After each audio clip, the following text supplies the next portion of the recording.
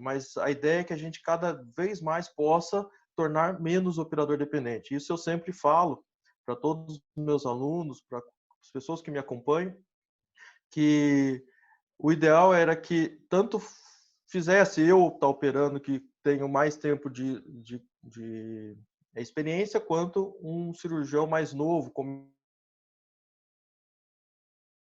começando a cirurgia, o resultado deveria ser o mesmo, que isso ainda não é verdade.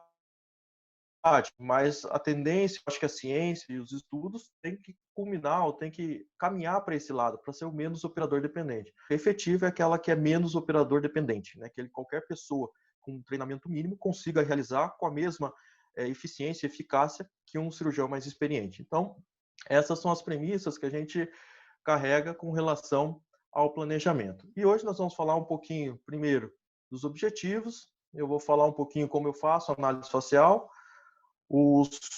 as ferramentas que eu utilizo para o planejamento, as principais características e problemas que a gente tem quando vai planejar o paciente com fissura lábio-palatina, e depois um pouquinho sobre a discussão que sempre, e hoje é a tônica, né, do momento, que é se faz um método convencional ou digital. É claro que eu vou mostrar para vocês uma forma de se fazer, a forma que é o meu fluxo de trabalho, né, que a gente faz no hospital. Lá nós temos uma particularidade bastante grande.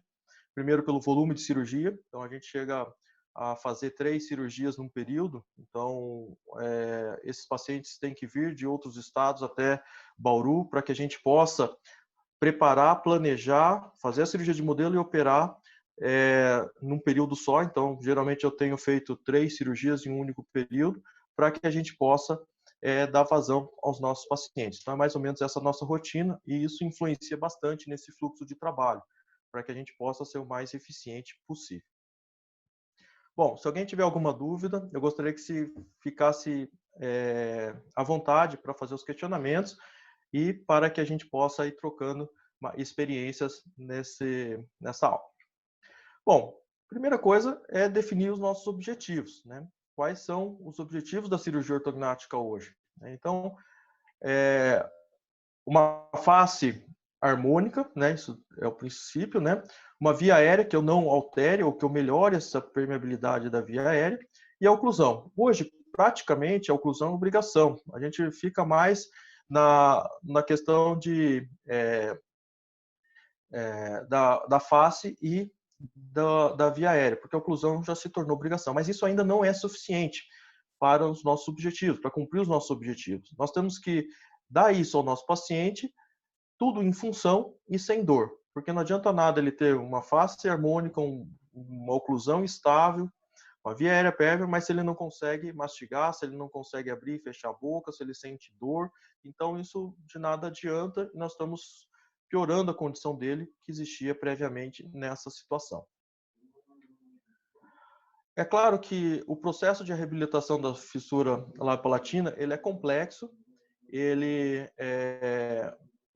existe várias etapas, ele é bastante demorado, e todas essas etapas acabam tendo por uma influência muito grande no resultado e na perspectiva da cirurgia ortognática. A cirurgia ortognática está lá no final, então é uma das últimas cirurgias que está sendo realizada, é uma das maiores que, do ponto de vista de movimentações esqueléticas, que vai ser realizada, e com certeza tem muita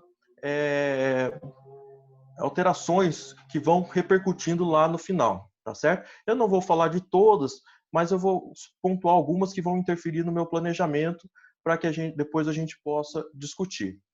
E a primeira delas é com relação à ortodontia pré-enxerto. Por que isso? Porque obrigatoriamente a gente tem que corrigir do ponto de vista transversal a maxila do meu paciente, por conta do colapso que a gente tem em virtude da fissura alveolar. E dessa forma, se a gente faz o enxerto sem essa correção, se a gente segue o tratamento sem essa correção, a primeira situação que nós temos é a não formação de um osso no enxerto ósseo. Já começa o primeiro ponto dificultando o processo de reabilitação. Então, a gente tem a formação de um osso muito mais fino, muito mais delgado, e sem muitas perspectivas de reabilitação com relação a isso. Então, quando a gente faz o reposicionamento e corrige transversalmente a maxila, Aí você tem realmente um paralelismo do segmento proximal e distal, dos rebordos alveolares, e isso permite você preencher toda essa extensão com formação óssea. E essa condição de você trazer esse segmento menor para a posição correta vai propiciar uma formação óssea mais completa, né? E isso com certeza vai nos auxiliar lá no planejamento da cirurgia ortognática. E é por esse motivo, e eu coloco aqui, que teoricamente, quando a gente precisa segmentar uma maxila, quando a gente precisa corrigir transversalmente uma maxila lá na frente, na hora da cirurgia ortognática, é porque houve falha exatamente nesse ponto. Você teve a ortodontia para enxerto ósseo para poder corrigir e depois o preparo ortodôntico desse paciente para poder corrigir transversalmente. Então, teoricamente, as segmentações da maxila para a cirurgia ortognática é por um acidente de percurso e não propriamente por uma necessidade, porque isso já foi corrigido lá atrás durante esse processo de reabilitação. Nessas condições, a gente acaba muitas vezes nos deparando com uma situação como essa, tá certo? Num arco extremamente triangular, tá certo? Você acaba fechando ou perdendo esse espaço da região anterior, e isso, tudo bem, não causaria muito transtorno. Mas depois, quando a gente for falar em termos de planejamento, quantidade de avanço, como a gente planeja isso, e com relação a recidivas, isso piora muito, mas não é por conta da quantidade de avanço ou por conta da discrepância, é por conta da instabilidade que foi criada já nesse momento. Você não tem essa correção transversal e, com certeza, você não vai ter, num paciente desse, uma estabilidade oclusal. Por menor que seja a discrepância, você vai ter taxas de recidivas maiores nessas situações. E numa situação como essa, que vocês podem ver com uma discrepância bastante exacerbada, isso com certeza vai piorar esse resultado. O outro fator que também foi abordado na última aula é com relação ao enxerto ósseo-alveolar. E eu também concordo que ele é fundamental. Por quê?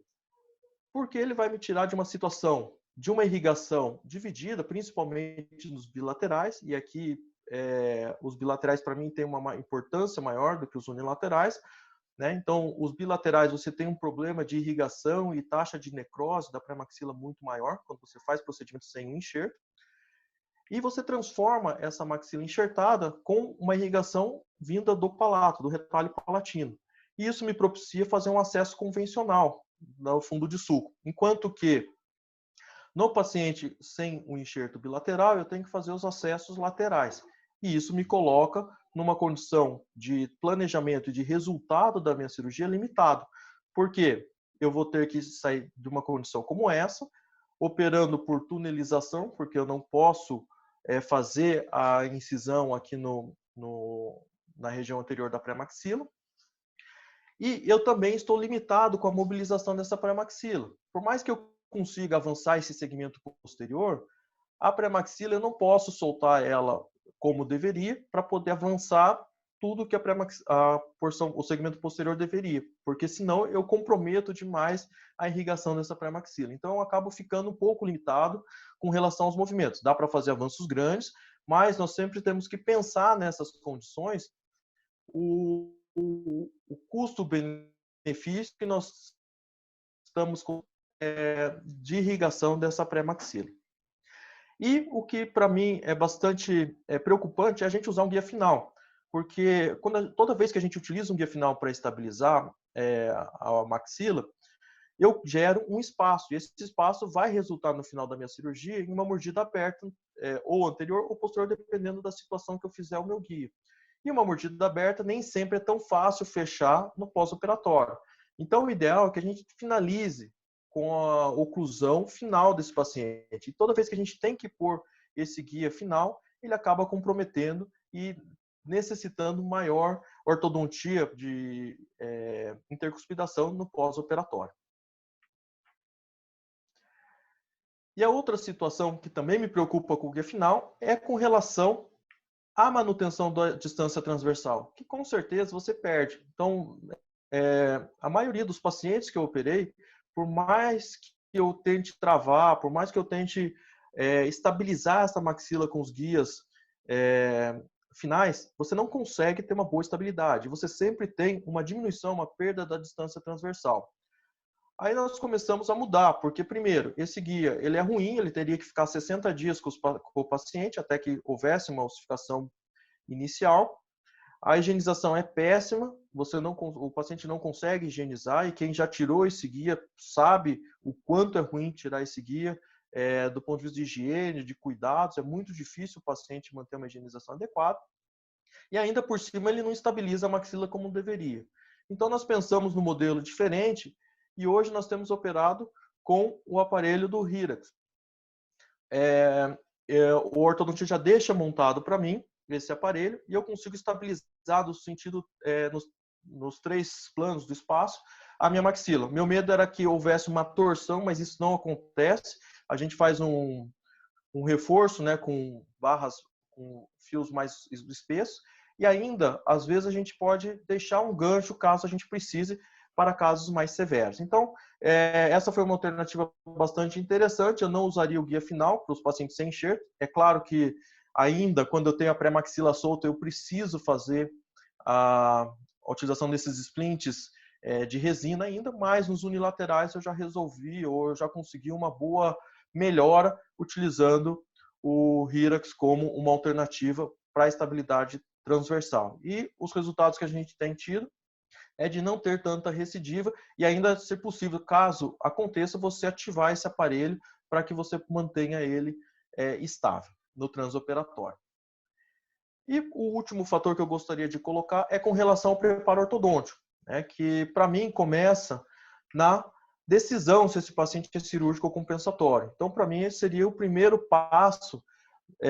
Por mais óbvio que pareça, não é assim que funciona. Então, muitas vezes, espera-se o crescimento do paciente para definir se ele é cirúrgico ou compensatório, ou fica na dúvida, naquela situação, vamos tentar compensar e depois opera. E essas situações, para o planejamento cirúrgico, ela é muito ruim, porque você acaba comprometendo o resultado da cirurgia. Você pode ter resultados bons, mas resultados excelentes fica muito difícil quando você sai de uma rotina, de um tratamento compensatório e transforma ele em cirúrgico. E o outro fator que eu acho fundamental e que também tem que ser discutido antes de começar qualquer preparo é com relação ao que vai fazer com esse espaço da fissura alveolar. Você vai manter, você vai fechar e que condições você vai fazer essa manobra. Porque o que a gente observa é que muitas vezes fica sem uma definição correta do que fazer com aquele espaço e no final você não tem uma oclusão estável, você não tem uma chave de oclusão perfeita para que você consiga engrenar esses pacientes, certo? Para a maioria das pessoas, o tratamento ortodôntico começa aqui, no alinhamento e no nivelamento, tá certo? Por quê? Porque são as etapas iniciais do processo do tratamento ortodôntico. Então, eu acho que antes de começar o tratamento, você deveria refletir e pensar e ter a certeza com relação ao se esse paciente vai ser cirúrgico ou compensatório e o que você vai fazer com esse espaço da fissura. Então, isso eu acho que são premissas fundamentais para que a gente tenha um bom planejamento e um bom resultado da cirurgia ortognática. Para os profissionais mais experimentados, existem outros valores que vão contribuir e que aí é o refino da técnica e ao refino do resultado da cirurgia. Então, aqui entra os detalhes e os principais fatores que vão contribuir para a gente ter resultados excelentes com a cirurgia ortognática, sob o meu ponto de vista, que seria a inclinação dos incisivos, o overjet e overbite quando é determinado pelo ortodontista e não pelo cirurgião. Então, o que significa isso? Foca e consegue deixar o paciente em classe 1, quarto de classe 2, quarto de classe 3, ou meia classe 2, meia classe 3, isso significa que o preparo ainda precisaria mais refino para que você tenha essa correção. E esse trespasse, tanto vertical quanto horizontal, overjet e overbite, ele deveria ser determinado pelo ortodontista, de tal forma que você encaixasse esses modelos numa única posição. Então, o cirurgião não tem como sair daquela posição que o ortodontista determinou, porque se ele for sair, ele vai desocluir todos os dentes. Um encaixe extremamente preciso, tá certo? Então, isso é uma parte mais de detalhe que se torna importante no nosso resultado. A correção da curva de SPI e, com tudo isso, somado esses 3 últimos fatores, manter uma discrepância esquelética, uma discrepância oclusal compatível, tá certo? E isso muitas vezes não é sempre possível. E aí que a gente tem que lançar mão de recursos cirúrgicos para poder compensar essa deficiência, certo? e só dessa forma a gente teria o preparo ortodôntico de fato, tá certo? Então, para mim, seriam esses os fatores fundamentais, seriam os fatores mais importantes para que a gente conseguisse um bom preparo ortodôntico.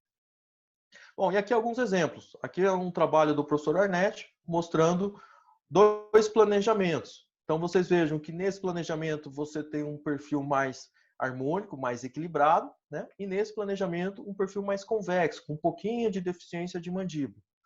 E qual que é a diferença desses 2 planejamentos? A inclinação dos incisivos, tá certo? Um está mais verticalizado e outro mais vestibularizado. Então, essa é o refino da técnica, é isso que eu estava comentando com relação a isso, que muda o resultado da cirurgia. Ah, eu posso fazer mentoplastia, eu posso rotacionar mais plano, posso fazer tudo isso, mas ainda assim vai ficar deficiente, ainda assim você não vai ter um resultado excelente com relação à cirurgia ortognática, porque você está compensando o esquelético com uma repercussão de harmonia e equilíbrio facial muito maior. A outra situação é essa. Vocês vejam um paciente com uma deficiência de mandíbula, importante, né? Se a gente traçar uma linha de referência, vocês vão observar que o aumento fica muito longe dessa linha de referência, só que o problema é que a oclusão inicial da paciente é essa, tá certo? Ela praticamente está em chave de classe 1. Eu não tenho discrepância sagital para poder trabalhar e poder avançar essa mandíbula. Então, por mais que a gente faça um planejamento, então aqui está a teleradiografia, só para a gente ilustrar. Renato, o que a gente pode fazer? Praticamente já está em oclusão. Sagitalmente, a gente não vai ter uma mudança muito grande. O que eu vou ter que trabalhar é com rotação de plano. E toda vez que a gente faz isso em pacientes com fissura, eu estou comprometendo minha estabilidade. Então, se eu forçar muito a barra para fazer uma rotação bastante grande anti-horária, né, e ainda fizer uma mentoplastia, aí eu vou ter um resultado aquém do que deveria, tá certo? Então, eu não vou ter um resultado que eu gostaria em virtude disso. Eu não tenho espaço para fazer essa manipulação cirúrgica. E o resultado que a gente obteve foi esse, tá certo? Que pode até ser bom, mas ainda está longe de ser um resultado excelente. Por mais que a gente tenha a chave de oclusão travada nos caninos, né? Um pouquinho de desvio de linha média, ainda que pode ser corrigido na finalização, mas quando a gente vê a face do paciente, você observa que o mento ainda ficou aquém da onde deveria. Ele deveria ser avançado um pouco mais. Então, forçando tudo que a gente poderia na rotação de plano, avançando o mento, ainda assim você teria uma diferença. Sobrepondo, aqui vocês conseguem observar a sobreposição, vocês conseguem ver ainda a deficiência da mandíbula presente no pós-operatório desse paciente. Então, são detalhes como esse que a gente sempre procura evitar para que a gente, nessa situação, a ortodontia é fundamental, o preparo ortodôntico, os preparos prévios desse paciente, desde lá da ortodontia pré-enxerto, é fundamental para que tenha resultados melhores. Bom, com relação à análise facial, existem diversas formas de fazer análise facial, diversos pontos, referências anatômicas para se utilizar. Eu faço de uma forma mais concisa, tenho colegas que fazem com muito menos números, tenho colegas que fazem com muito mais.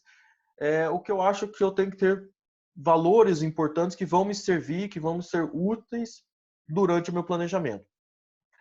Se não for útil, eu acho que a gente acaba fazendo apenas coletas de dados e você não tem uma necessidade muito grande para realizar essas medidas. Então, eu vou mostrar como é minha rotina, como é o meu fluxo de trabalho com relação a esse planejamento, e aí depois a gente pode discutir a respeito disso. Bom, então, primeiro, nós temos que fazer uma avaliação tanto de perfil como frontal. No perfil, eu procuro ver a projeção nasal, alinhamento pescoço e intraoral, overjet e overbite do meu paciente, tá certo? Ou os trespassos vertical e horizontal. E na medida frontal, eu vou avaliar a largura da base alar, isso vai me servir depois como referência cirúrgica, né? Então eu sei quanto tinha antes da cirurgia e quanto eu tenho que deixar depois lá no transoperatório, quando a gente fecha a asa do nariz. O vermelhão do lábio, superior e inferior, aí eu consigo ter como referência, eu devo aumentar ou diminuir esse vermelhão, né, com manobras cirúrgicas. comprimento do lábio superior e inferior e o gap labial, isso vai me dar o terço inferior da face, o comprimento, a altura do terço inferior da face. Exposição do incisivo relaxado, né? Então aí a gente pode ter num excesso vertical de maxila, pode ser excesso vertical de maxila, pode ser retração gengival ou aumento gengival do paciente, ou pode ser um lábio muito curto. Então nós temos que ter todas essas medidas para que a gente consiga determinar qual é que está influenciando e causando problema no meu paciente. A exposição gengival do incisivo e do molar no sorriso. Então, eu peço para o meu paciente fazer um sorriso bem forçado e eu começo quanto tem de exposição tanto do molar quanto do incisivo. Por quê? No molar e no incisivo. No incisivo, para medir quanto que eu tenho que impactar. E no molar, se eu posso rotacionar meu plano, se eu posso movimentar e fazer rotações horárias ou anti-horárias de acordo com o meu paciente. Comprimento do incisivo, para saber, às vezes o paciente não tem uma exposição de dentes suficiente, mas o incisivo dele tem 5 milímetros, 6 milímetros. Então o problema não é esquelético, mas sim dentário e que a gente não deve mexer, porque senão eu vou acabar diminuindo o comprimento facial e isso não é muito harmônico para os pacientes. A presença de quente, eu sempre uso uma régua, né, de referência para o paciente morder e avaliar medindo numa linha imaginária interpupilar. E as linhas médias, lembrando que nós temos a linha média facial, a do nariz, a da maxila, a da mandíbula e a do mento. E nós temos que fazer todas elas coincidirem depois da cirurgia ortognática, exceto a nasal, porque se tiver um desvio nasal, ele vai ser corrigido lá na rinoplastia secundária, né? Então lá depois da cirurgia. Então por isso que, mas a da face, a da maxila, da mandíbula e do mento também deve estar coincidentes depois da cirurgia. E eu costumo usar o método gráfico, né? Então a gente vai desenhando quando fazia no papel, né? Para que a gente pudesse fazer as marcações das medidas que seriam mais importantes. Mas hoje eu faço numa planilha, que é muito mais fácil. A gente vai anotando esses números, isso daí se converte depois num desenho digital e já batendo o olho a gente já sabe o que está certo, o que está errado e quais as alterações que a gente deve corrigir. Com relação às aquisições das imagens, né? Então, para aqueles que já trabalham com tomografias computadorizadas, né? A gente utiliza a tomografia computadorizada de feixe cônico, e para a cirurgia ortognática é fundamental o posicionamento do paciente. Tá? Então, no modelo ou no planejamento bidimensional já era importante, e agora no tridimensional é fundamental. Então, se você não tiver um controle da posição do seu paciente, você não tem efetividade e reprodutibilidade no seu planejamento. Então, é fundamental esse reposicionamento, o posicionamento do seu paciente e que isso seja feito com muito critério. Então, por isso que a gente tem que tomar alguns cuidados. Primeiro, posição natural da cabeça, lábios relaxados e os côndilos em relação cêntrica. Por que a gente utiliza a posição natural da cabeça? Porque eu poderia utilizar elementos da base do crânio, como cela nasal ou poro orbital, plano de Frankfurt, ou eles corrigidos com 7 graus, né, que é a correção deles. Mas o que a literatura já aponta há muito tempo é que a taxa de erro, quando a gente utiliza essas referências, é de 4 a 6 graus. O que significa isso? Se eu fizer uma medida no meu paciente, ou se eu fizer uma teleradiografia, uma tomografia, utilizando esses parâmetros agora e daqui 6 meses, com certeza a gente tem uma variação de 4 a 6 graus, tá certo? Enquanto que, quando a gente utiliza a posição natural da cabeça, essa variação é em torno de 2 graus, tá certo? E depois de um pouco de treinamento, é muito mais fácil a gente fazer isso, porque você já consegue perceber se o paciente está olhando para cima ou para baixo, ou se ele está olhando para o horizonte, que seria a posição natural da cabeça. Lá no hospital, a gente tem um espelho, né, e tem um pêndulo, então você consegue, o paciente olhando para frente, olhando dentro do olho dele no espelho, isso fica muito mais fácil, mas nem em todas as clínicas, nem em todos os lugares você tem esse espelho para que você possa fazer essa avaliação e colocar o seu paciente realmente na posição natural da cabeça. E aí entra o feeling do profissional e você manter essa posição sempre. Normalmente, os pacientes, se eles ficarem, e você desprogramar eles um pouco antes de fazer o exame, eles vão para a posição natural da cabeça naturalmente. Um ou outro paciente, você tem que corrigir e colocá-los na posição correta. O outro fator é os lábios relaxados, porque não tem como eu reposicionar os meus tecidos, né? Se eu utilizar os tecidos moles, onde eles vão ficar e qual é a repercussão do meu movimento cirúrgico com relação aos tecidos moles, eles têm que estar relaxados. Ou, se eles forem lábios redundantes, como vocês veem nessa figura primeira, você tem que criar um anteparo para que essa redundância do lábio, essa eversão do lábio, ela não aconteça. Para você não ter que planejar uma situação como essa, clínica, e essa na sua tomografia. Tá certo? Então, vocês vejam que é muito distinto e, com certeza, a repercussão no meu tecido mole aqui não vai ser fidedigna. Então, a gente tem que trabalhar esse tecido mole para que você tenha uma imagem semelhante do que vai acontecer e como esse tecido mole vai se comportar frente a essa condição. Então, por isso que esses lábios relaxados, eles são fundamentais, tanto o superior quanto o inferior. No caso dos pacientes com fissura, o lábio inferior é o mais importante. Muitas vezes eles têm a tendência de tentar selar esses lábios. E isso é ruim porque eles ficam com a postura do lábio como essa tomografia que vocês estão vendo. Mas o ideal é que eles fossem mais relaxados. Né? E, por fim, os côndilos em relação cêntrica. Por que nós escolhemos a relação cêntrica dos côndilos? Porque é a única relação que é reprodutível na hora da cirurgia. Eu não consigo voltar a minha cirurgia depois, enquanto eu estou fazendo a cirurgia, em máxima intercuspidação, porque o paciente está dormindo. Então, eu tenho que ter uma relação que é confiável e reprodutível na hora da cirurgia. Desta forma, nós temos que ter um registro oclusal, tá? Que pode ser feito com cera, pode ser feito com resina, pode ser feito com material de moldagem, mas o que eu acho mais importante é que, por mais que a maior parte dos registros oclusais sejam feitas com cera, o problema é que o nosso paciente fica com essa cera por cerca de 2 a 3 minutos, até ele entrar no tomógrafo, preparar, posicionar, fazer o exame e tirar ele consegue plastificar essa cera com a temperatura da boca. E isso faz com que ele movimente a relação que você deixou na hora que você fez o registro. E a segunda situação é que quem trabalha com o registro oclusal de cera, muitas vezes, ainda mais em pacientes com discrepâncias maiores, é muito difícil estabilizar. Então, por isso que eu prefiro utilizar a silicona de adição, que é uma silicona especial para registro oclusal, ela tem a presa dela em 1 a 2 minutos, e isso torna muito mais confiável e mais reprodutível meu registro da relação cêntrica. Então, aqui nós temos um exemplo, né, uma marca comercial, que é o que a gente compra no hospital. Ela utiliza uma pistola para inserir, então já tem um misturador, né, da silicona, né? Então você já vai misturando e já vai depositando, como vocês podem ver nessas imagens. Tá?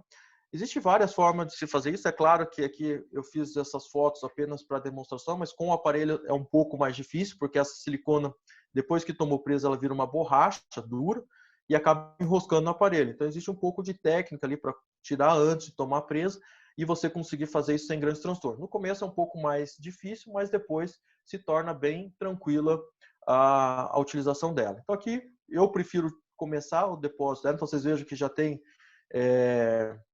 um catalisador, né, aqui, que é o branco, para poder tomar presa. Então vocês vejam que ele já vai misturando e você vai depositando. Eu prefiro usar o arco inferior como referência. Então eu coloco dos dois lados, depois coloco na maxila e aí eu manipulo o meu paciente em relação cêntrica e mordo. Espero 1 a 2 minutos para tomar presa e aí eu tenho o registro feito. Caso esteja errado ou ele não esteja totalmente preenchido, eu posso acrescentar mais silicona e voltar para a posição correta. Então, ele tem essa plasticidade, essa facilidade para que a gente consiga esse registro.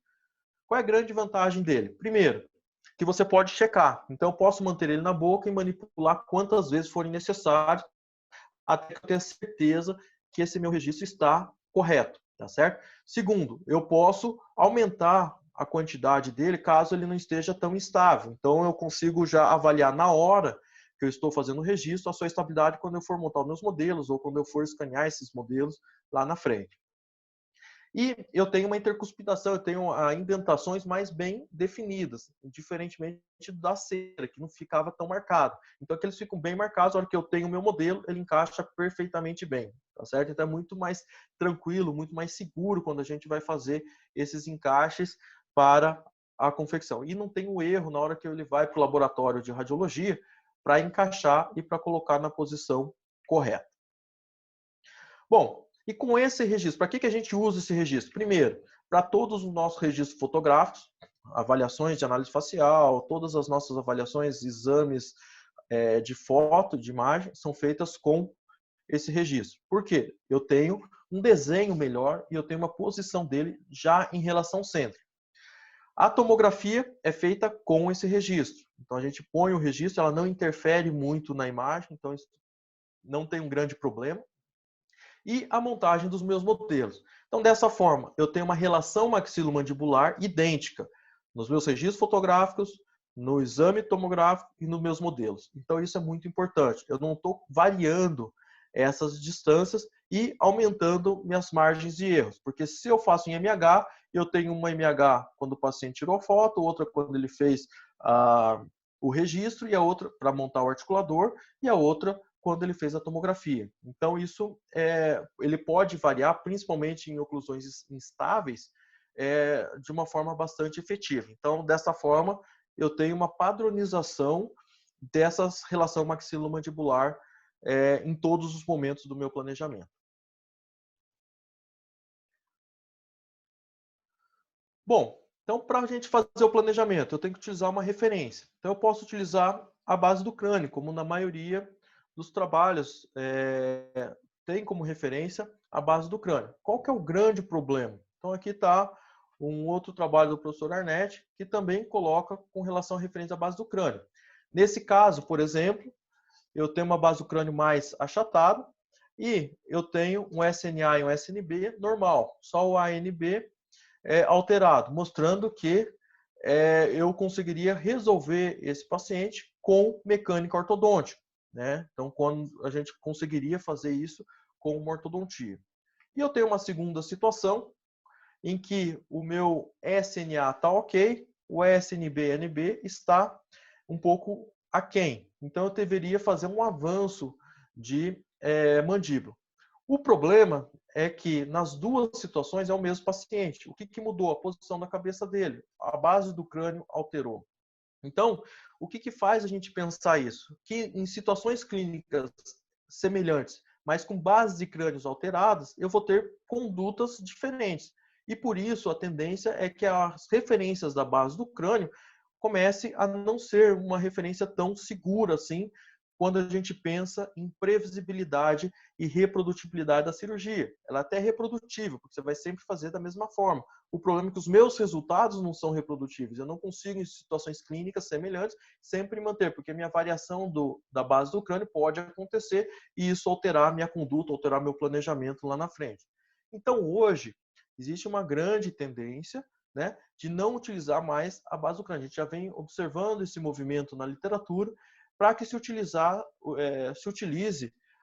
referências externas, principalmente referências de tecido mole. Então, existem várias referências, existem vários autores, vários ângulos, tentando conciliar base de crânio com referências externas, para tentar conseguir uma melhor previsibilidade desse resultado e uma reprodutibilidade, que você consiga, em situações clínicas semelhantes, o mesmo resultado. Então, nós temos a linha H, a linha de Burston, a linha de Steiner. Então, tem várias linhas extracranianas que são utilizadas, tá certo? Eu costumo utilizar a linha vertical verdadeira, que seria da análise cefalométrica dos tecidos moles.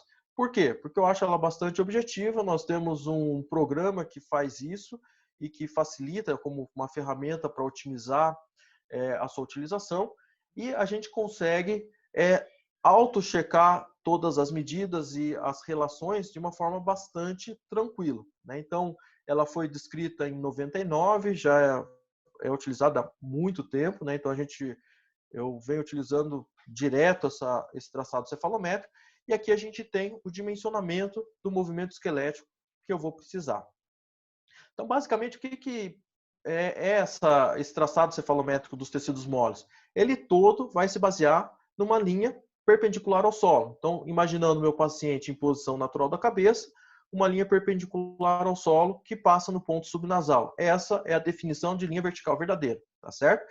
E ele aposta no ponto subnasal como referência para que a gente possa fazer todas as medidas, tá certo? Então, aqui está na imagem do paciente e aqui no meu traçado cefalométrico. Então, a partir daí, a gente consegue fazer todo o planejamento e toda a movimentação esquelética do nosso paciente.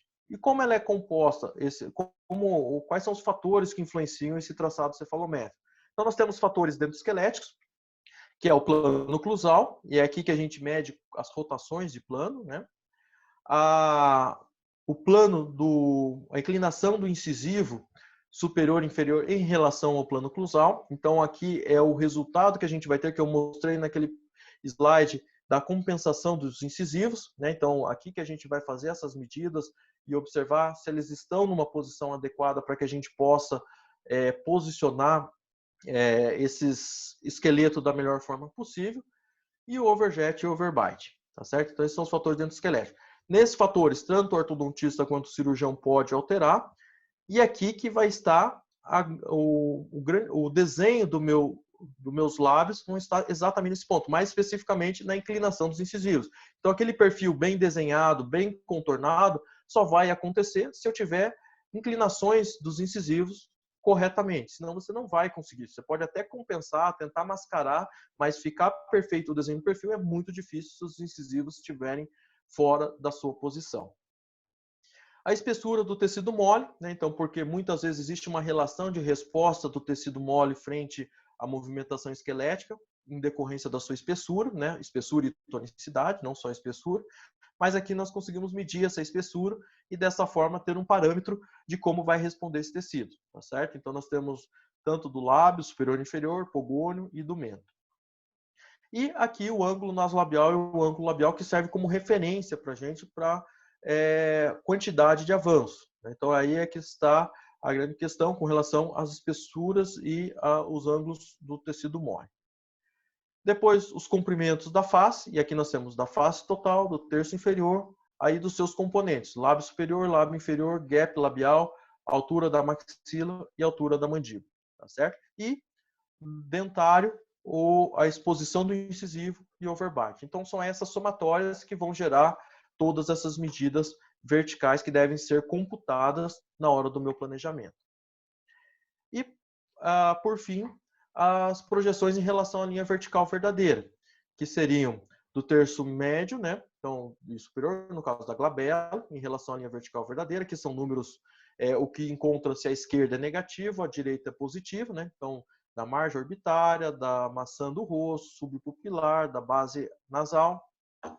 Aí depois a projeção do nariz, o ponto subnasal, o ponto A do tecido mole e o lábio superior. Então aqui a gente vai mais ou menos mapeando o contorno da face do meu paciente e conseguindo fazer esse desenho. E o terço inferior, que daí seriam as distâncias, tanto dentária, né, da maxila e da mandíbula, dos incisivos da maxila e da mandíbula, e a distância do lábio inferior, ponto B e pogônio. Então, se vocês repararem, esses pontos são landmarks, mais ou menos, que você consegue traçar e isso daí vai dar o desenho do perfil que é o que a gente gostaria para o nosso paciente, tá certo?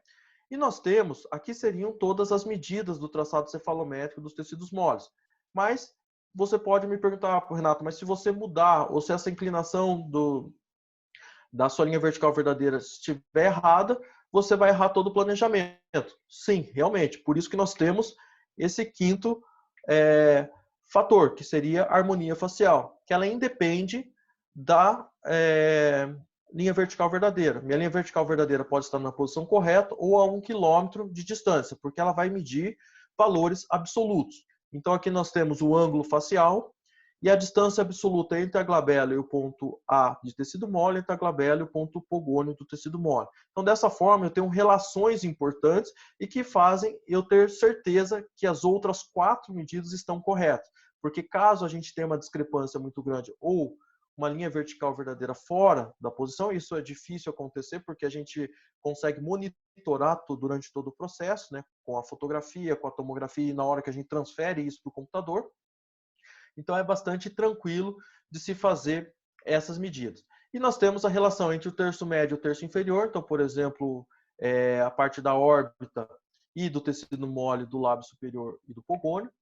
Nós temos medidas entre a maxila e a mandíbula, de relação entre a maxila e a mandíbula, então subnasal e hipogônio, entre os lábios superior e inferior, e o ponto A e o ponto B de tecido mole. E, por fim, dentro da própria mandíbula. Então, para ver se esse desenho vai acontecer mesmo ou não como resultado. Então, o dente, o incisivo inferior com relação ao pogônio, o ponto B, tecido mole, em relação ao pogônio, o ponto do lábio em relação ao pogônio e o ponto do alinhamento do pescoço em relação ao pogônio. Então, dessa forma, a gente faz uma auto-checagem, e isso que eu acho bastante interessante, e consegue certificar que tudo está correto. Então, eu consigo ter um controle muito grande dos movimentos que eu estou fazendo e a repercussão que eles estão me causando com a cirurgia.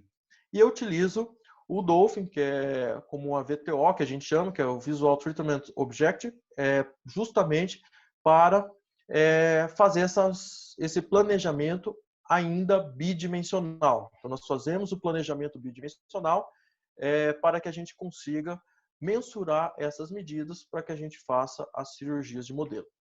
Então, aqui nós temos o meu setup, né, para o planejamento. Então, eu uso fotografias de frente, em repouso e sorrindo, a medida do quente, com a inclinação do plano oclusal, e a de perfil em posição natural da cabeça, e essa sou eu que faço, porque é a partir daí que eu vou checar se todas as outras estão corretas. Então, a gente tem certeza, porque foi feita na frente de um espelho, foi feita com condições ideais para se obter a posição natural da cabeça. As intraorais, né? Então, a foto de frente, direita e esquerda, a oclusão, e eu costumo registrar também o palato do paciente, porque muitas vezes a gente tem fístulas, elas podem aumentar ou diminuir, ou eles estão muito fibrosados, e isso pode ser um fator complicador no pós-operatório. Então, eu sempre mantenho esse registro para comparar depois no pós-operatório. E as radiografias que eu utilizo. Então, geralmente, a panorâmica, eu faço uma reformatação da panorâmica e da tele. A tele é da onde vai sair o meu traçado cefalométrico e todo o planejamento. Os côndilos, então aqui eu consigo checar se meus côndilos estão em relação cêntrica ou não. Então é interessante isso, porque a gente faz a manipulação clínica e confere na imagem se realmente eles estão corretos ou não. E se não tiverem, quais são os problemas que porventura possam acontecer na hora da cirurgia, já calculando erros previsíveis por conta disso. E a aferição ou a medida do espaço aéreo, tanto da via aérea no sentido sagital quanto coronal, e aqui o que me interessa é a área seccional mínima. O volume é medido, mas o mais importante é a área seccional mínima, que é o que a gente usa como referência. Bom, e no final, o que nós temos para o planejamento? Um traçado cefalométrico cheio de números, que são todas aquelas medidas que eu passei para vocês, elas estão aqui. Então, se vocês observarem, o que está próximo da linha vertical verdadeira são as medidas em relação à linha vertical verdadeira, a dos dentes próximos aos dentes, as dentes esqueléticas, e aqui por fora do comprimento facial. Então, de uma forma bastante visual, a gente consegue ter uma escala de cores, onde o preto está dentro do desvio padrão, o verde está um desvio padrão de diferença, o azul, 2 desvios padrões de diferença, e o vermelho, mais do que 2 desvios padrões de diferença. Então, aqui a gente consegue ter uma visão muito clara. E só olhando a gente já consegue perceber que a maior parte dos números vermelhos e azul estão no terço inferior, mostrando que provavelmente o meu maior problema está na mandíbula. Então, fica muito fácil, intuitivo a gente fazer o planejamento. E esse software me permite fazer as movimentações, ele autocorrigir essas medidas imediatamente ao momento que eu movimento ele. Então, dessa forma, a gente consegue fazer o traçado cefalométrico já movimentando todas as medidas e já obtendo uma sobreposição do pré e do pós, como vai ser. Então, em vermelho está o meu planejamento, em cinza está a medida inicial. Então, dessa forma, eu já tenho na minha mente mais ou menos o movimento e a amplitude desse movimento que eu vou ter que realizar para essa cirurgia. E ele me dá automaticamente os valores para a cirurgia de modelo. Tá certo? Então, a gente utiliza esses valores, aí dependendo se eu vou começar pela maxila ou pela mandíbula, isso é uma discussão bastante grande. Eu acho que o cirurgião tem que estar treinado para começar das duas formas e usar isso da forma mais inteligente para conseguir resultados melhores e de uma forma mais eficiente. Então, eu não tenho preconceito nenhum se vai começar por cima ou por baixo. Eu começo pelo mais fácil, eu começo pelo que vai me trazer um resultado melhor e de uma forma mais efetiva, né, e mais rápida. Então, se eu começar pela maxila, eu uso os números da maxila. Se eu começar pela mandíbula, eu uso os números da mandíbula. E aí entra aquela história. Qual que é a grande questão do planejamento cirúrgico? É onde eu vou pôr minha maxila. Se eu souber o lugar correto da minha maxila, eu não tenho problema algum. Eu vou conseguir colocar a mandíbula no lugar e todo mundo vai se encaixar. Então, a grande questão é onde a gente coloca a maxila. Então, é o problema que a gente tem se aquele movimento da maxila vai gerar a repercussão que eu gostaria na face do meu paciente. Então, nos pacientes com fissura, essa quantidade de avanço nos preocupa. Por quê? Por questões de estabilidade, por questões de problemas funcionais, por questões de resposta de tecido mole. Então, nós temos um grande dilema quando vamos fazer esse planejamento. E não dá para transpor a forma de planejamento da cirurgia em pacientes sem fissuras para os pacientes com fissura. Então, isso não pode acontecer porque não vai dar certo e você vai ter resultados pobres em relação a isso. Tá? Então, alguns fatores que eu gostaria de comentar. Primeiro, é com relação à projeção nasal. Dificilmente nós vamos ter um paciente com uma projeção nasal correta. Então, o nariz do meu paciente, ele não vai ter, como nesse caso aqui, uma projeção e um desenho correto. Né? Então, geralmente a gente tem um déficit dessa projeção nasal, do suporte da columela, como nessa situação. E isso vai influenciar todo o meu planejamento, principalmente se eu utilizar a projeção nasal como uma referência, ou se eu utilizar o subnasal como uma referência, porque eles estão fora de posição, eles não estão ali, na verdade o local deles não é esse, e se eu planejar desta forma, eu vou ter um resultado de um paciente com a maxila retroposicionada. Então, essa projeção nós temos que computar numa condição de normalidade do nariz, quando depois da cirurgia ortognática for realizada a plastia secundária, vai ficar esse paciente após a rinoplastia. Então, aqui nós temos um exemplo, né? Claro, então o paciente com uma discrepância grande, né, de maxila mandíbula. E outro fator que me preocupa também, que é o ângulo, ou me preocupavam quando eu comecei a fazer os planejamentos em pacientes com fissura, que era justamente o ângulo nasolabial fechado. Poxa, se eu avançar minha maxila, esse ângulo nasolabial tende a fechar mais ainda. Então, a resposta do meu tecido mole vai ser catastrófica. Então, quando eu olhava esse ângulo nasolabial fechado e a imagem da teleradiografia, isso me gerava um certo desconforto bastante grande, porque a tendência era cada vez mais a minha maxila, eu tivesse um problema maior com relação ao tecido mole. E isso não acontece, por sorte, e nós vamos comentar depois os motivos disso. Nós temos, na verdade, uma abertura desse ângulo e não um fechamento, principalmente em pacientes com fissura, né?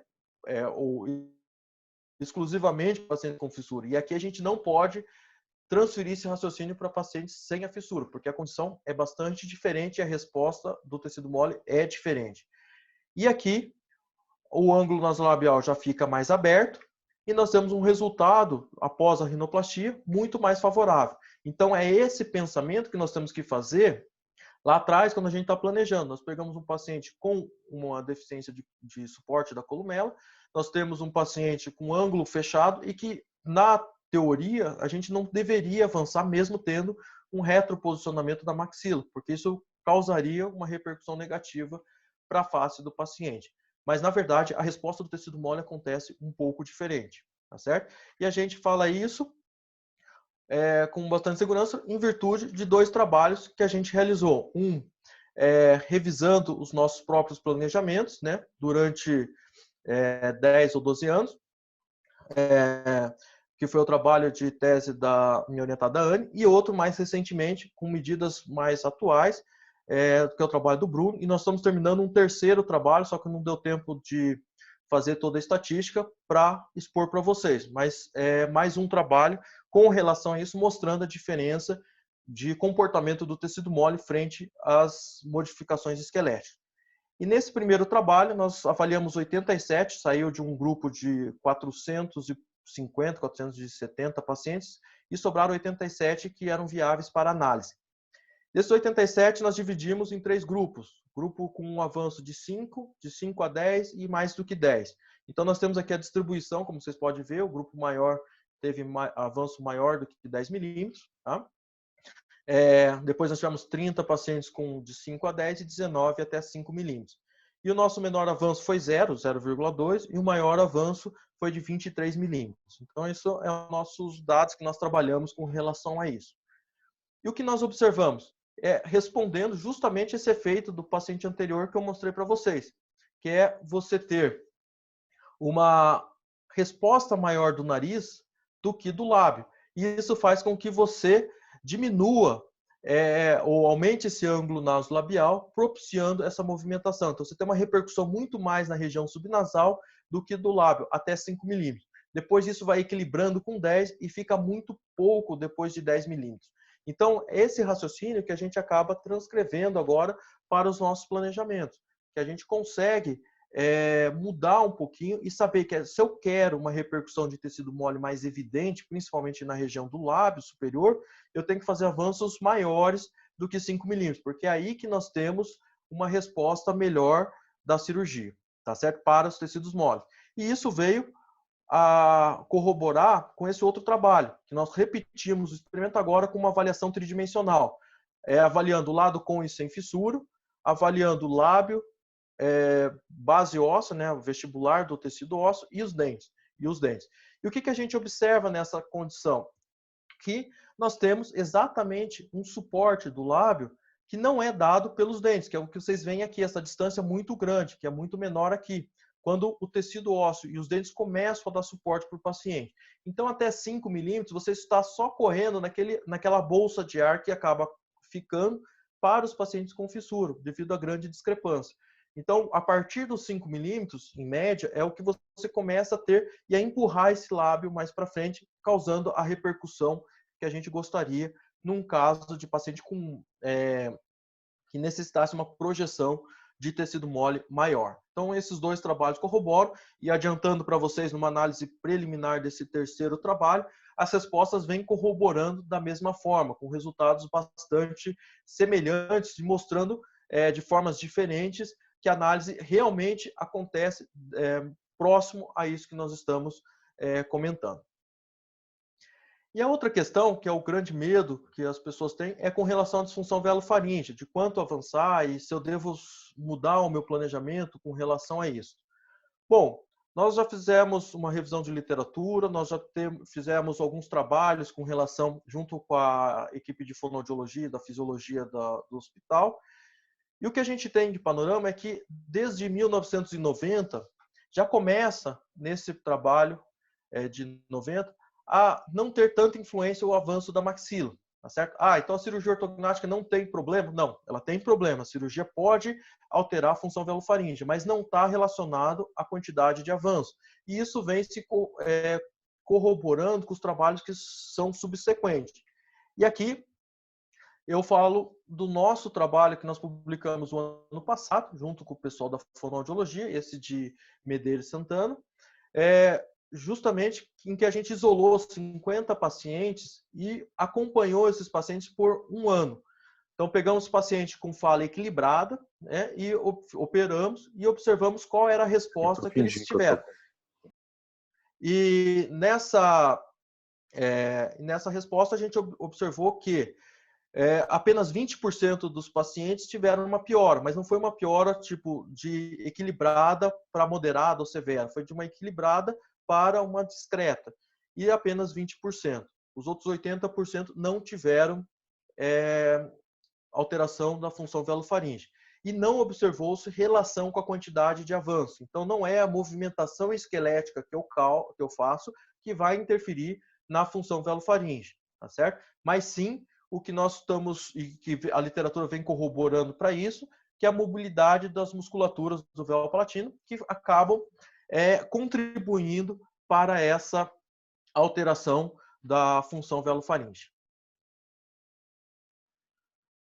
E o último fator que eu acho importante também comentar é com relação ao receio de fazer cirurgias bimaxilares comprometendo a via aérea, com avanço de maxila e recuo de mandíbula. Então, aqui nós temos um caso que tem uma discrepância até relativamente pequena, com uma via aérea estreita e que foi optado por uma cirurgia bimaxilar, com avanço de maxila e recuo de mandíbula. E o resultado dessa condição foi uma alteração, quase nada de alteração na via aérea. Então, se vocês compararem a via aérea no pós-operatório, ela fica bastante semelhante à via aérea do pré-operatório, porque existe uma acomodação própria desses tecidos e que facilitam essa possibilidade de cirurgia. Então, a gente não tem tanto receio nessas cirurgias bimaxilares, ou até antes cirurgias bimaxilares com avanço e recuo. Hoje, em termos de percentual, mais de 50% dos meus pacientes são bimaxilares, e uma taxa muito pequena de unimaxilar, ou só maxila ou só mandíbula, mas a maior parte acaba sendo bimaxilar, tá certo? Mas vocês vão falar para mim em uma situação que o avanço é pequeno. Então, aqui eu estou mostrando para vocês uma situação com um avanço bastante grande, mostrando que isso se repete e não tem esse comprometimento. E nós estamos também checando isso com exames mais precisos, com polissonografia, com nasofaringoscopia, justamente para testar. Então, em breve eu tenho números com relação a isso, mostrando que realmente esse movimento é possível e pode ser utilizado com muita tranquilidade, sem comprometimento de via aérea. Bom, e o que a gente faz com esses números, então? Terminando esse parênteses com relação a problemas no planejamento, a gente vai transferir isso agora, de alguma forma, para um guia cirúrgico. Tá? Ele tem que me resultar em um guia cirúrgico, tá certo? Que tem a função de transferir todo o meu planejamento para os modelos, ou seja eles físicos ou virtuais, tá certo? Para que a gente possa fazer a cirurgia. E ele tem que posicionar um dos segmentos na posição correta em relação ao outro na posição errada. Então, dessa forma, nós temos basicamente dois tipos de guia, o intermediário e o final. O intermediário é o que leva um dos segmentos para a posição correta em relação ao outro na posição errada. O final é o que vai o último segmento para a posição correta, o outro já na posição correta. Eu não uso o guia final e eu utilizo a oclusão do meu paciente como guia final. Então, eu não preciso ter um dispositivo para chegar nessa oclusão, porque a gente parte da premissa de ter um preparo ortodôntico e preparar esse paciente. E ele pode ser de resina acrílica ou fresado. Existem colegas que fazem com materiais resilientes. Eu não aconselho, na hora de você trefilar o fio e prender esse guia, você pode colocar em risco, principalmente, o seu equilíbrio do quente ou de usar, porque você vai apertar sempre um lado primeiro e depois o outro. Então, essa pressão nunca é homogênea e isso acaba deformando o guia cirúrgico, e eu prefiro guias rígidos. Então, por isso, eu acabo usando ou fresado ou de resina acrílica confeccionado. Bom, e aí vem aquela grande discussão. Cirurgia de modelo convencional ou totalmente virtual? Tá? Então, aí entra os prós e contras. Na cirurgia convencional, eu não dependo de terceiros, porque eu vou fazer dentro do meu laboratório, então não preciso esperar uma empresa ou um centro de documentação produzir para mim o guia cirúrgico. Eu tenho referências físicas da minha movimentação, então eu posso checar a minha movimentação o tempo inteiro, para que eu possa verificar se ela está acontecendo da forma que eu planejei ou não. Eu não preciso de software para realizar, a não ser o planejamento, mas aí os dois vão precisar. Ainda hoje, o planejamento é bidimensional, por mais que a gente tenha cirurgia tridimensional, ainda assim é feita bidimensionalmente, né? Então, a maioria dos colegas que eu conheço faz a cirurgia bidimensional e transcreve isso para 3D, por questões de segurança e seguindo esse pressuposto de previsibilidade e reprodutibilidade, né? Então, senão você não tem essa previsibilidade. Fica pronto em algumas horas. Então, hoje a gente sistematizou, eu consigo fazer as 3 cirurgias em menos de 2 horas, então estando pronto para a gente poder operar, o guia pronto para operar, então é muito mais rápido, né? Por conta dessa sistematização. e um custo muito baixo, porque nós não temos o custo do material, da impressora, do software, para poder gerar esse guia. Por outro lado, quando a gente fala em cirurgia totalmente virtual, eu não preciso montar em articulador, eu não preciso de laboratório, ela é feita toda em computador, e eu não preciso desgastar o guia, que demora e demanda um certo tempo. Por mais que a gente tente minimizar isso, ainda assim é um tempo perdido bastante razoável. Com relação aos pontos negativos, eu tenho tempo de preparo dos modelos, eu tenho que desgastar o guia, que para mim é uma situação bastante ruim, e eu não gosto de desgastar o guia, porque é um tempo, a gente perde um tempo bastante grande. Tem as distorções da moldagem e da montagem do articulador. E, do outro lado, nós temos alguns problemas também com relação à cirurgia totalmente virtual, que é, primeiro, a sobreposição dos modelos na tomografia, tá certo? Os modelos automáticos que existem, eu já testei 3 ou 4 softwares, todos têm problemas, eles não são perfeitos, e se você olhar, ele vai ter uma diferençazinha, alguns visíveis, outros nem tanto. Se você colocar no modo de malha, você consegue perceber isso, mas tem essa diferença, e a gente tem que computar isso. A referência para movimentação e esse controle é bastante complicado, porque eu não tenho bases de referência física, então isso fica difícil a gente alterar. Então, dependendo da posição que está a cabeça do meu paciente, eu tenho repercussões diferentes frente àquele guia de movimento que eu criei, aquelas coordenadas que eu criei. Então, aí voltamos lá no começo da importância de você padronizar isso e colocar o paciente seu numa posição exata. E aqui no 3D é muito importante, senão essas movimentações vão saindo na sua diagonal e não na sua perpendicular, como você imaginaria estar fazendo. Precisa dos modelos, por mais que muitos artigos, muitos trabalhos falem que não precisa, eu acho muito difícil eu conseguir fazer um ajuste oclusal, eu conseguir checar a oclusão do meu paciente com precisão, com modelos totalmente virtuais. Eu já experimentei dois softwares que fazem isso, fazem marcações, onde tem por pressão, tudo, mas não é a mesma coisa. Ainda eu preciso, eu sinto ainda a necessidade dos modelos para fazer esse engrenamento e a correlação do arco superior e inferior. Precisa de software, os softwares geralmente são caros. Tempo para confecção, hoje um guia cirúrgico rápido, se for produzido numa impressora de multifilamento, de filamento, vai ser em torno de 90 minutos aproximadamente, de 1 hora a 90 minutos para se fazer um guia cirúrgico. Então esse é um tempo que deve ser computado. Eu dependo geralmente de terceiro, ou eu tenho que ter a impressora, um técnico para poder manipular essa impressora, e o custo, se for destinado isso ao terceirizado esse processo. Então tudo isso a gente tem que computar, e isso tem que estar dentro de um fluxo de trabalho. Então hoje, ainda para nós lá no hospital, com o fluxo de trabalho que a gente tem, de você preparar 3 pacientes na véspera para operar no dia seguinte, não seria possível fazer no modo virtual. Nós estamos tentando viabilizar isso, mas ainda o fluxo de trabalho, a rotina nossa com volume de cirurgias por período ainda não permite esse fluxo totalmente virtual. E ainda tem alguns cuidados que a gente tem que ter para fazer essa transcrição, porque existem erros nos 2 métodos. O problema é que no método convencional eu sei onde estão esses erros e como corrigi-los. No método totalmente virtual, nem sempre a gente consegue perceber esses erros. Então, todos os trabalhos que a gente acaba encontrando na literatura, que compara o convencional com o virtual, mostram diferenças entre eles, mas não dá para saber qual que está mais certo ou mais errado. Então, por isso, eu ainda estou no método convencional, já vislumbrando essa passagem para o totalmente virtual, mas ainda exige um refinamento ainda de controle para que a gente migre completamente.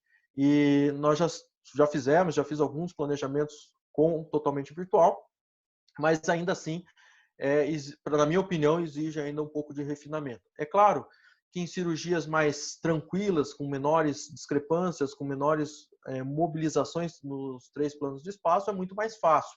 Eu não precisaria de todos esses recursos. Mas, numa cirurgia mais complexa e com movimentações maiores, em que a taxa de erro começa a ser importante, aí sim eu tenho um certo receio, uma certa preocupação em fazer essa migração completa.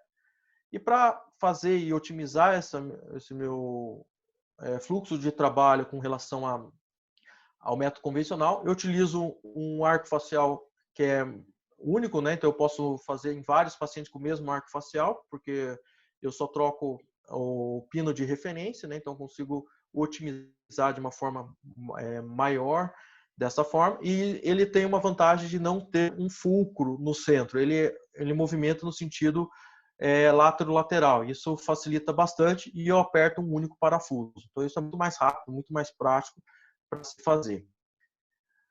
E eu utilizo os articuladores não Arcon, porque os Arcons dão muito trabalho para você regular eles para não ter jogo, senão você não consegue. É um dos grandes problemas quando você faz cirurgia de modelo. Se você não montar o articulador corretamente, principalmente se ele tiver jogo, você não acerta a linha média nunca, porque cada hora ela vai estar em uma posição.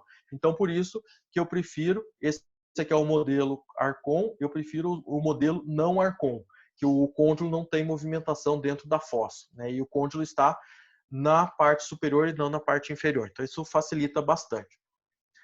E, como eu costumo falar, eu sou bastante preguiçoso, então eu tento otimizar bastante o meu trabalho para não precisar ficar refazendo o meu trabalho. Então, eu utilizo uma plataforma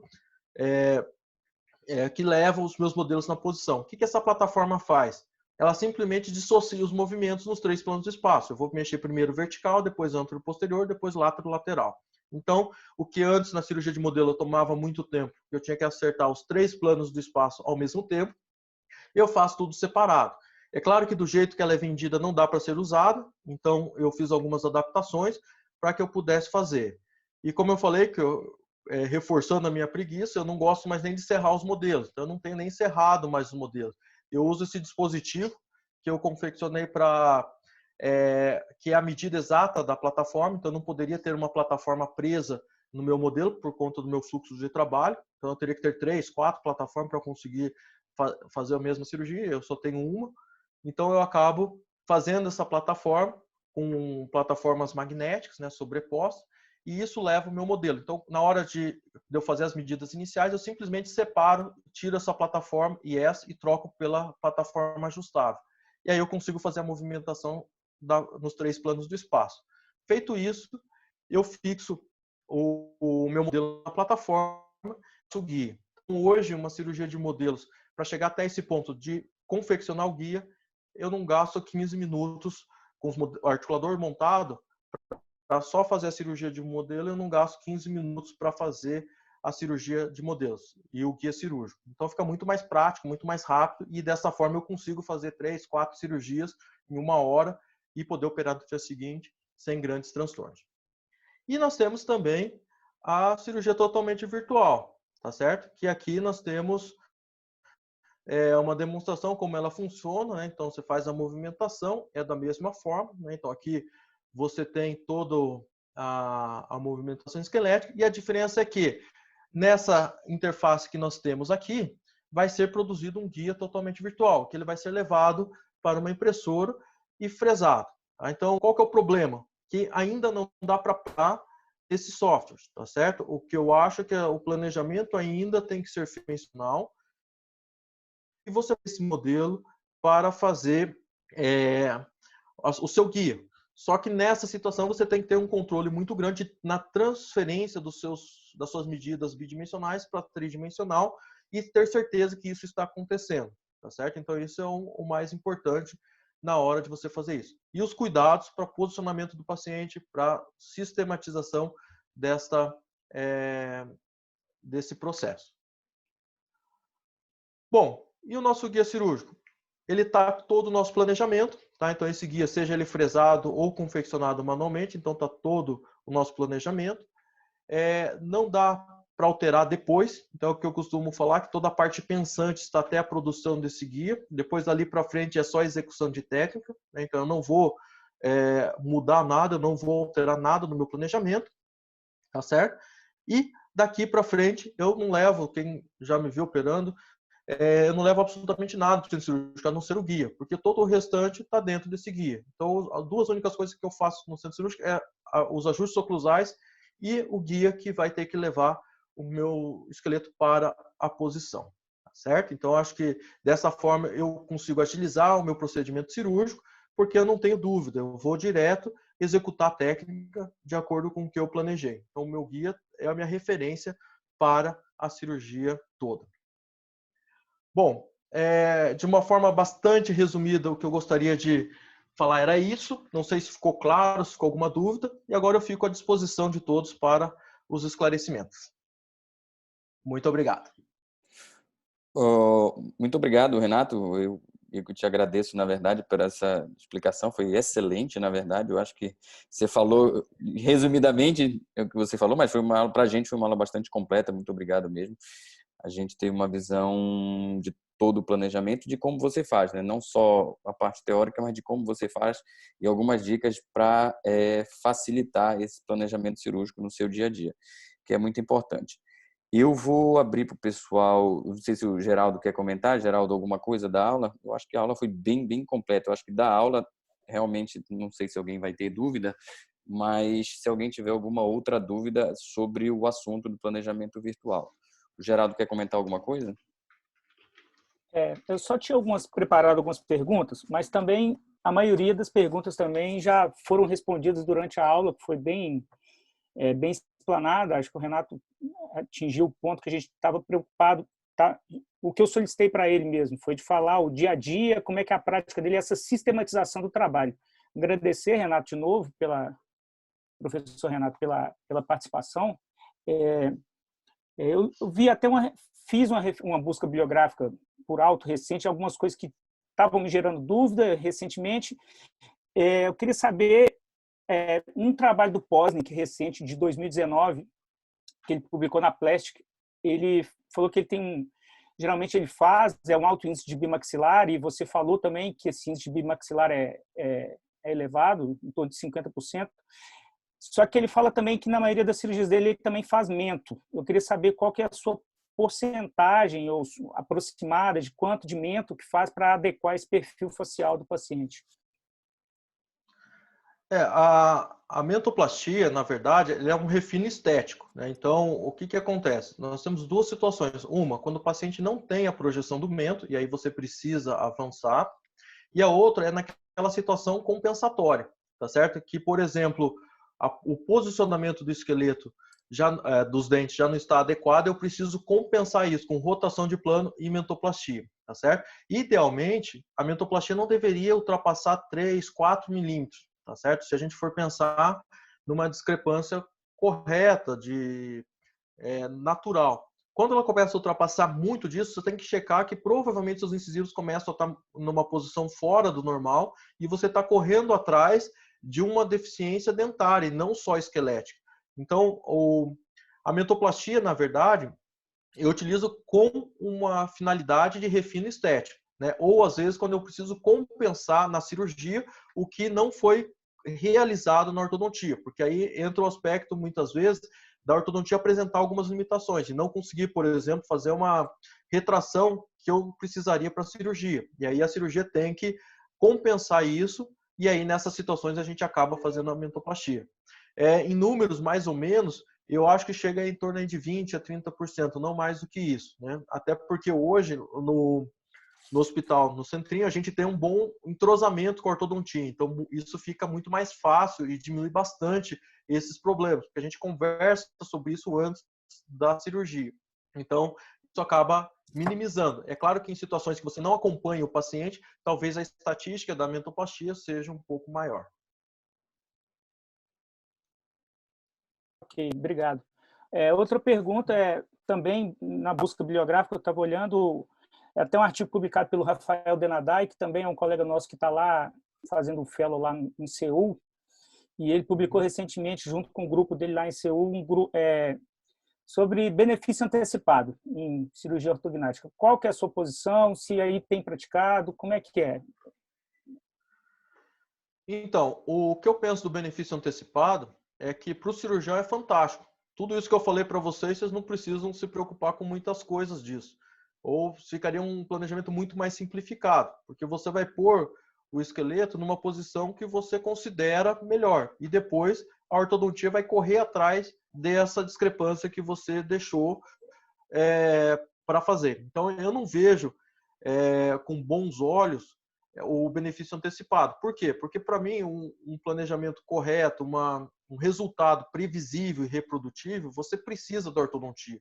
Seria como eu falasse que a ortodontia não é fundamental para o meu resultado. A minha opinião é que ela é muito fundamental para o meu resultado. Eu não tenho resultados excelentes se eu não tiver uma boa ortodontia. Então, eu tenho resultados medianos, medíocres, se eu não tiver uma boa ortodontia. Agora, se eu tiver uma boa ortodontia, eu posso ter resultados excelentes. Então, tudo depende da sua perspectiva de tratamento. Se você quer checar, quer ter um desenho do perfil perfeito, se você quer fazer as inclinações, colocar o plano oclusal para não sobrecarregar a articulação, se você quer ter esse controle, o benefício antecipado não se enquadra, porque você não tem esse controle todo. Tudo isso vai depender do preparo que a ortodontia vai te entregar para você conseguir bons resultados, ou resultados melhores. Porque senão você fica só na movimentação esquelética, entendeu? E nesse reposicionamento esquelético você vai priorizar ou a oclusão ou a estética. E aí, ou a função. Então você acaba ficando sem muito norte. Agora, quando você está aliado à ortodontia, aí sim você tem perspectivas de resultados, previsibilidade muito maior, tá certo? E para mim, sobre o meu ponto de vista, a ortodontia é fundamental para a cirurgia ortognática, tá certo? E falar do benefício antecipado seria como eu falasse que eu posso operar e o que a ortodontia vai fazer não seria tão importante assim para minha cirurgia. E para mim ela é muito importante. Eu preciso de um bom preparo ortodôntico, eu preciso de uma ortodontia bem feita para que eu tenha bons resultados. Então, essa é a minha postura. Eu sei que tem vários colegas que acabam fazendo benefício antecipado, mas sobre a minha ótica em termos de resultado e de previsibilidade, eu prefiro e eu acho que é muito mais efetivo quando a gente tem a ortodontia prévia.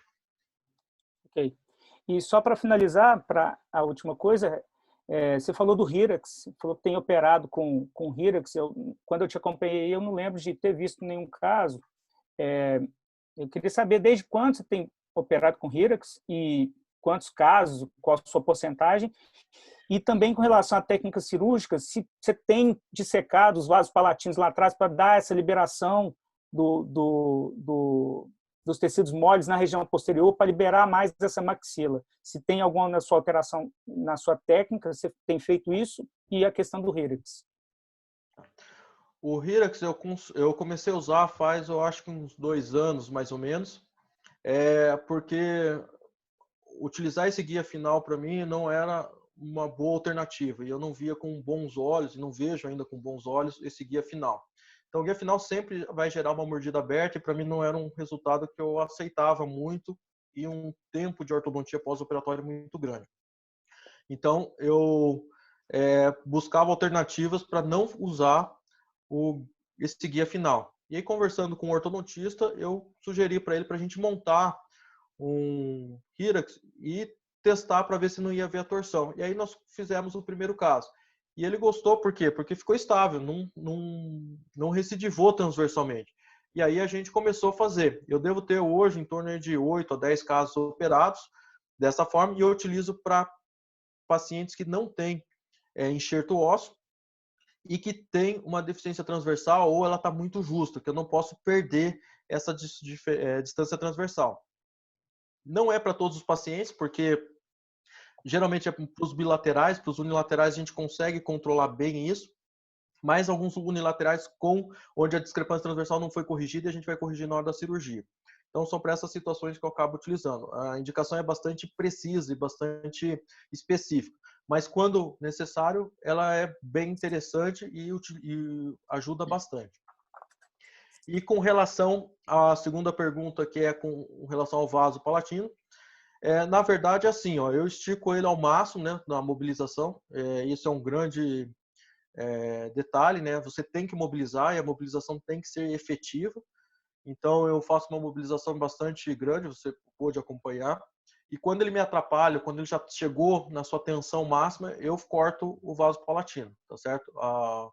O canal palatino descendente eu corto, faço a secção dele, faço a hemostasia e termino de mobilizar. Tá? Então eu não tenho muito problema com você fazer dissecção. Eu não fico dissecando, eu não fico separando para poder liberar, porque eu acho que isso causa mais, aumenta o meu risco de hemorragia transoperatória e complicações tardias, principalmente sangrar depois da cirurgia. Então, já que eu mobilizei, chequei, vi que está tensionada a artéria, eu já corto ela fora e termino de imobilizar. Eu não fico perdendo muito tempo com essa questão de vai cortar, não vai. Se tiver que cortar, a gente corta. A gente sabe já pelo trabalho do Bel que a irrigação não vem dela, ela vem do tecido mole, então a gente pode cortar com segurança, que não vai ser isso que vai influenciar e não vai ser isso que vai gerar necrose, eventualmente, da maxila. Tá certo? Ok, obrigado. Obrigado. Deixa eu ver se tiver alguém com mais alguma pergunta. Renato, enquanto eu vejo se alguém manda alguma pergunta, seu índice de complicação nas ortognáticas, principalmente dos bilaterais, você tem ideia de complicação, necrose de pré-maxila, mesmo nos casos enxertados? Como é que é isso na sua experiência? A nossa taxa de complicação ela é bastante baixa, né, em termos de necrose, é muito pouco. Só que eu acho que isso é muito difícil falar. Porque eu já acompanhei, já pude vivenciar alguns casos de necrose, poucos,